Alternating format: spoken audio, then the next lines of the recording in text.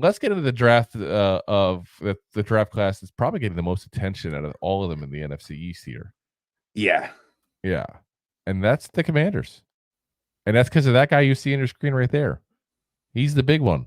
That's the second overall pick in the draft there. Jayden Daniels, quarterback at Louisiana State. I don't even know if that's yeah. even their best pick. I mean, it's a great pick. Obviously, it's number 2, but they done good. Yeah. Listen, I like the second pick. We're gonna go over that in a minute here. That one I do Yeah. like a lot as well for him here. But listen, LSU pretty much because of this guy trashed a lot of the SEC. Anybody who watches the show on a regular basis or listens to the show on a regular basis knows what I think of him.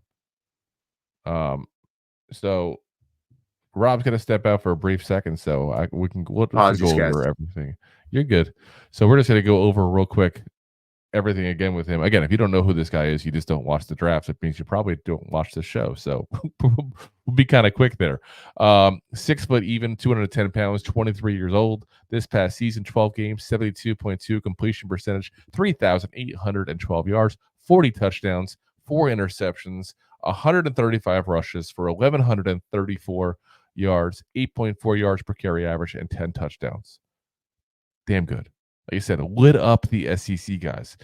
And I know I'm not of the majority here. I think he was the best player in the draft. I really do. I think he's actually better than Caleb Williams. And again, I know I'm going to get slack for it. And it's not that I'm a Caleb Williams hater. It's just I'm looking at film and this is what I see. I especially when I look at this year specifically, I know that, the body of his career is not nearly as good as Caleb Williams because Caleb Williams had 2 amazing years. But I think this year, especially with the competition in the SEC, that's a legit year, guys. Pros and cons wise, great arm, great legs, dominated the SEC again this year, and throws well on the run. The cons, lightweight, which we're going to get into that in a little bit here. Does not avoid contact enough when running. It's a bad combo with that size, guys. Had issues also when the pocket collapses. He's quick to run and sometimes makes bad decisions in that scenario. The other question always kind of come into this with a guy coming out of college with the great receivers that he had there is how much of the success that he had was him and how much of the success he had was the receivers. He got the Giants' new shiny toy there, Malik Neighbors, with him. He had Brian Thomas Jr. with him as well. He had, 2 legit first-round talent wide receivers, including the second one taken off the board, ranked, top 10 pick in the draft. And there are some people who question that, like how much of the success was because he had 2 great receivers with him. It's kind of like if you had, Tua on a team that didn't have, Cheetah and the Penguin at that point. Would he be that good? And we don't know the answer to that. I'm not going to sit there and say yes or no, but that's where it goes. We gave him a comp of Lamar Jackson with a better arm because everybody knows my thoughts on Lamar Jackson. I don't hate him as a quarterback. I don't try to throw the haterade at him. But let's be honest here, he hasn't been prolific as a passer and kind of had issues in the postseason. But that's where we had him at there. My biggest thing is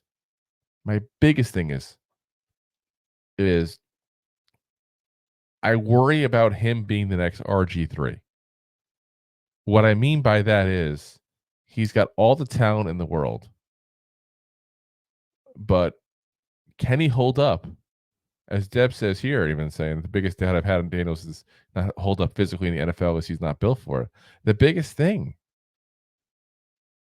guys, they got a bad offensive line.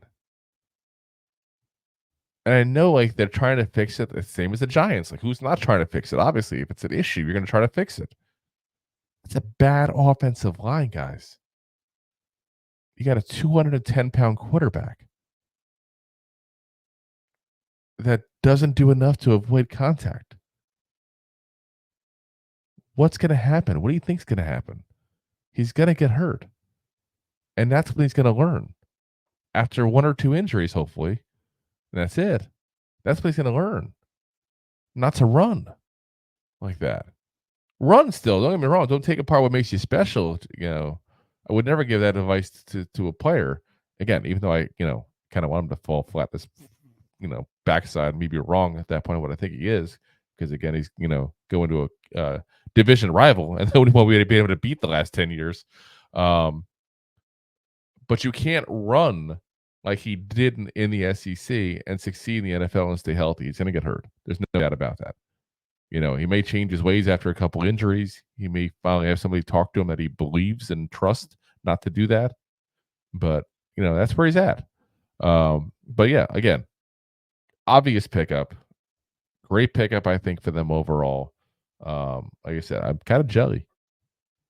Kind of, I wish he was a Giant. This was a guy that I would have traded anything up to get for at that point. If somehow he had fallen to 3 and the Patriots were willing to take any kind of offer, because I know the Commanders weren't going to take anything no matter what, basically. Neither were obviously the Bears. Throw everything in the kitchen sink to get this guy. That's how good he is, I think. But yeah, that's what they got now. And listen, the one team we've been able to beat in the NFC East, if he's as good as I think he is, it's not going to be as easy to beat this team any longer. Again, assuming he's healthy. That's going to be the big question there. All right. Round 2. Pick 36 there. Jer'Zhan Newton, defensive tackle out of Illinois. We had him ranked as our second best defensive tackle in the draft there. We said first round pick we thought he's going to be. So, yeah, that's not a bad pickup for them either. You may see him listed other places as Johnny. He did kind of change his name midway through the draft there. So you're seeing Jer'Zhan, you're seeing Johnny, you're seeing both them. It's the same guy. They're not brothers. 6'2", 295 pounds, 21 years old. This past season, 12 games, 52 tackles, 8.5 tackles for loss, 7.5 sacks, 2 passes deflected, fumble recovery, 1 forced fumble, and an 84.9 PFF grade there overall. Pros and cons wise, high energy, a disruptor, great hand use. His downfalls, trouble with double teams, and needs to bulk up. That's definitely something that's going to be an issue there. He's going to have to look at doing that. And you got to hope if you're a Commander fan that if he does bulk up, that he doesn't have issues as far as, losing what makes him special with that speed and that pass rush abilities there.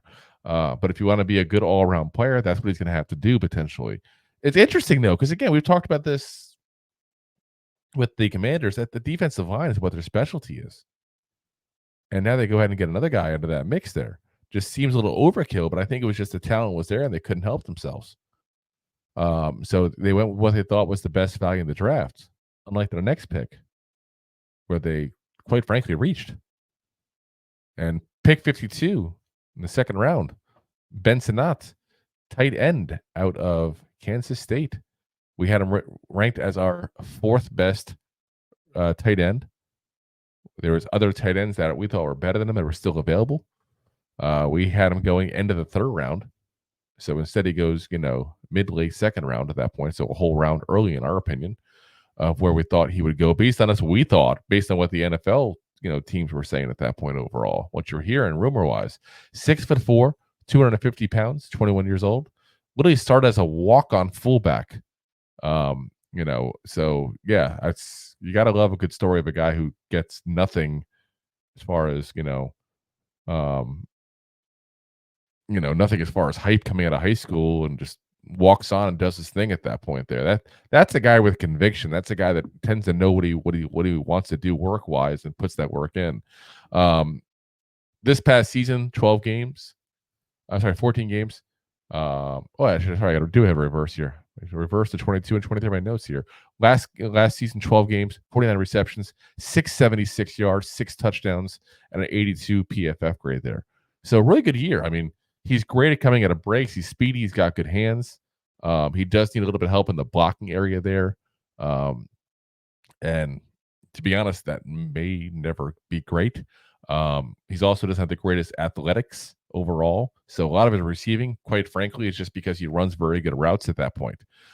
He's a raw player, though, because, again, he started off as a fullback. And, in fact, he's lined up as a fullback for Kansas State before as well. So, but this is a guy that's got potential to be a decent guy as a security blanket for the rookie quarterback there. I just think it was too early. I liked the player. I didn't like where he got picked. Round 3, pick number 67, Brandon Coleman, who's a tackle and a guard. He could play either spot there, really, but mostly play tackle over at TCU. 6'6", 320 pounds.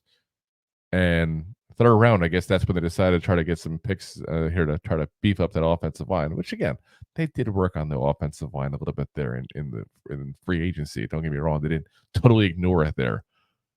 But for your biggest issue to be offensive line, you wait to your third pick in the draft, or your fourth pick in the draft to go ahead and actually address the need. It's kind of a shame.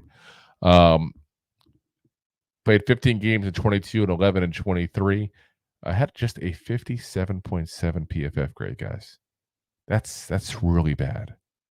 I'm kind of shocked that that's that bad. I had to do a double take when I saw it. Again, he played mostly left tackle, played some left tackle, left guard as well, and a very smidge there, a very little bit there at the right guard position. Pros and cons wise, his pros is size, arm length, athletic, and strong. This guy has the frame. He's got the build. He's got everything you can't teach. Naturally has it.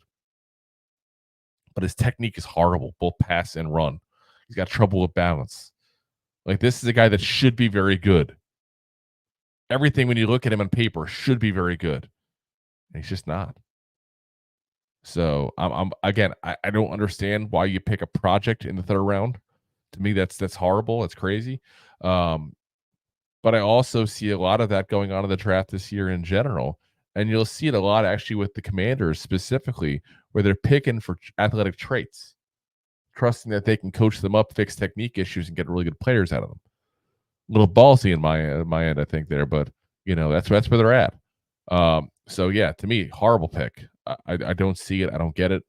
But that's what they did. Speaking of horrible picks, another one I didn't like at all. Luke McCaffrey at pick 100. I know it's the end of the third round there, and we thought highest end for him would be the third round. Guys didn't even make our top 20 wide receivers. There's better players than him available. Again, played at Rice the last couple of years there, started off his career at Nebraska as a quarterback. This is Christian McCaffrey's brother, Ed McCaffrey's son, 6'2", 198 pounds, 22 years old. This past season, 13 games, 71 receptions, 992 yards, 13 touchdowns, 15 rushes for 117 yards and an 80.1 PFF grade. Really raw, guys. And I know that that's not bad for a guy at that point playing this kind of learning the position. Don't get me wrong. I just think there was guys who were more polished and ready to go that were going to be available. I don't see why they're drafting projects to put around a top-end quarterback prospect. That, to me, doesn't make sense. I'm glad they're doing it as a Giant fan. Don't get me wrong. Again, I don't want them to succeed. But I don't understand what they're doing. It doesn't make any sense to me whatsoever. So, and obviously we had a little bit of write-up there. We talked about Luke McCaffrey some more. We did our episode on second-generation draft guys there. Next up, we had in round 5, pick 139, Jordan McGee, linebacker out of Temple. 6'3", 225 pounds. This is the guy we didn't have on our list, again, because of the fact that he doesn't fit the scheme the Giants have defensively. But he's a good player, which what I can find and what I can see. There's not a lot on him, tape-wise out there available. There's not a lot on him draft profiling-wise, some guys that I trust or sources that, have done their homework and know what they're talking about there. So really all I can give you guys is the stats on him. Last year, 11 games, 80 tackles, 14 tackles for loss, 3.5 sacks, 4 passes deflected, 1 forced fumble, and an 87.2 PFF grade. Guys, that's solid. Again, it's at Temple. But this is where, I know I kind of beating this dead horse here. I don't mind the look of taking a small school guy if he dominated and taking him later, or if he didn't full-on dominate and take him way late. This is the 5th round, guys. The 5th round is where you take a flyer. You like the physical traits, and you think that you like what you see, and you think it's going to carry over. I think that's a good way to go. So, yeah, not a bad pickup for them, guys. Next up in the 5th round there, Dominique Hampton at pick 161, safety out of Washington. Another Washington player taken. Guys, they had so many players taken. 6'3", 220 pounds, 23 years old. This past season, 15 games, 109 tackles, 2 interceptions, 7 passes deflected. Now, 109 tackles, well, that seems really great, right? I never liked tackles numbers being high in a safety.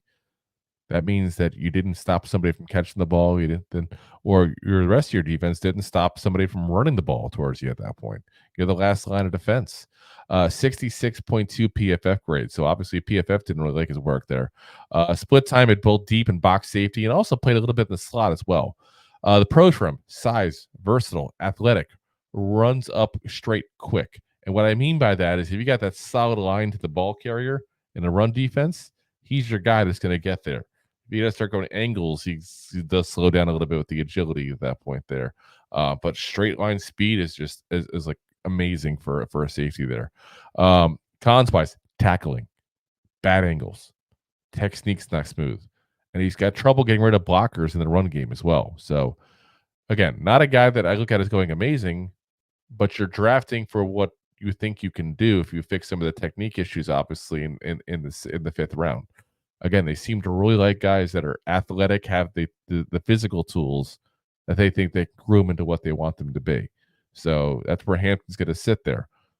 Same as their last pick, round 7, pick number 222, Javante Jean-Baptiste, the defensive end out of Notre Dame. 6'4", 260 pounds, 23 years old. Will turn 24 next month, so a little bit older side there. Prior to playing over at Notre Dame, played from 19 to 22 over at Ohio State as well. So played 2 bigger schools there. But again, this is another guy that has all the athletic skills and everything that they liked. The one difference is I like his production a little better, and I like what he did on film. He was the guy that showed up at that point. This past season, 13 games, 49 tackles, 10.5 tackles for loss, 5 sacks, 1 pass deflected, 1 forced fumble, 1 fumble recovery there, 82.5 PF grade. As far as the pros and cons, long arms, athletic, good set of pass rush moves, high motor. His cons, not quick off the ball. Getting off the ball, to be honest, is his biggest issue. His technique getting off the ball is just not very good there. You can see it just looks unnatural to him the way he does it. It's not smooth. He needs work also with his hands technique at that point there. It's stiff. His pad level's a little off there. These are things that you could potentially fix. He could end up being a decent piece for a guy to get in the 7th round there. This is a good pickup there because, again, it's a couple of technique issues. You see his production in college. You see him looking good in college. And you got him in the 7th round. That's not a bad pickup for them. So as much as I disliked a lot of their picks there because I think they reached for guys based on athletic skills they liked or things they thought they needed, like in Ben Sinnott out there, that to me is a reach as well. Like I said, they got their quarterback. And that's what this whole draft for them is going to rely on. Every single player on this draft board for them could go ahead and play 1 or 2 years, be out of the league, and then not care. As long as pick number 2 pans out for them. That's all that matters. It's all about that QB spot. So, hopefully for them, it doesn't work out. But if it does, they'll be very happy no matter what with this draft class there. So, thanks for listening to 2 Giant Goofballs, a New York Giants podcast. We appreciate your support. Thanks so much.